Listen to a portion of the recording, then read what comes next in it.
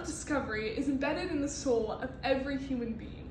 The longing to seek new things, to strive to understand, to fight for knowledge, and not to yield to the crushing weight of inability.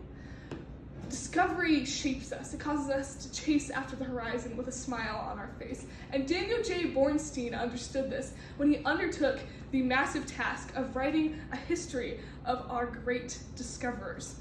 His thesis, that man will overcome whatever obstacle in his way in order to chart unknown territory, is extremely strong. But we must ask the question, is this thesis supported by how he writes the book itself?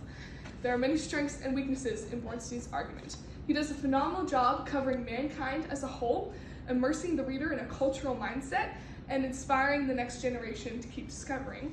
However, he fails to portray European Catholicism as anything other than dogma. He does not properly value tradition, and he makes man the hero instead of God. As Bornstein tackles the significant topic of discovery, he does many things well. First, Bornstein covers mankind as a whole. He will not speak of a Greek like Ptolemy without also talking about pioneers from China like Su Sung or Emperor Chao. He discusses the Vikings and Muslims like Al-Biruni or even Batuta. He covers mankind as a whole and gives us a broad view of all the discoveries made in all different types of cultures. Secondly, Bornstein immerses the reader in a cultural mindset. He goes the extra mile to research for us the motives, myths, legends, and lifestyles of people so that we can stand boots on the ground in that time and say, this is why discoveries were being made or weren't being made. He does the work for us. He doesn't just tell us how it is. Finally, Bornstein inspires the next generation to keep discovering. His opening words in the book are, quote, "My hero is man in the discoverers," end quote. This high view of man naturally has a way of inspiring us to keep striving, to keep pushing forward. He presents it in a way that it's not just great geniuses who achieve discovery, it's you and I if we just have the courage to try. In all this, Bornstein has some nasty biases that severely affect the quality of his content. First, he portrays European Catholicism as mere brainwash. He uses the term dogma an excessive amount of times and always in a negative light, and almost always referring to the Roman Catholic Church. He talks about these truths they would teach, like Jerusalem being at the center of the world, or the world being mostly land instead of mostly water, and he portrays these as idiotic, childish fantasies instead of what they truly were, miscommunications from the higher-ups because they weren't accurately handling scripture. Secondly, Bornstein doesn't value tradition properly. He scoffs upon ancient customs, and he doesn't see tradition for the stabilizing gift it can be for cultures. Adaptation and progress are very good things, but they need to be held in balance with tradition.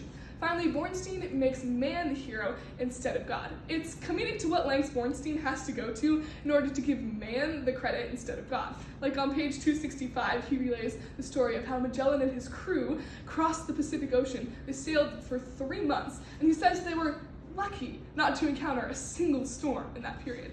As the reader, it's extremely obvious to see that was the hand of God protecting these people so that they could make discoveries. So, in the end, we must ask the question, do the strengths outweigh the weaknesses? And I would argue, yes. Yes, they do. Although Bornstein has some biases, he succeeds in accurately detailing the great discoverers in our history. And he presents his biases so often and so forcefully, even a young senior like myself can easily detect them and read through the lines. He portrays European Catholicism as dogma, but he's not completely wrong in doing so because the higher-ups really were mishandling scripture. He doesn't properly value tradition, but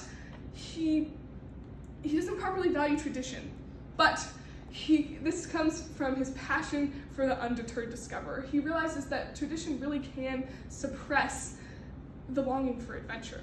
And finally, although he makes man his hero instead of the Lord, he still includes many lucky moments that the reader can easily distinguish as providential. In the end, then, Bornstein's book beautifully tells the story of man's journey to discover the world he lives in. This epic story is not only masterfully told, but is also written in a way that is culturally diverse, extremely well-informed, and inspirational to all who read it, since it kindles the flame of discovery in our hearts.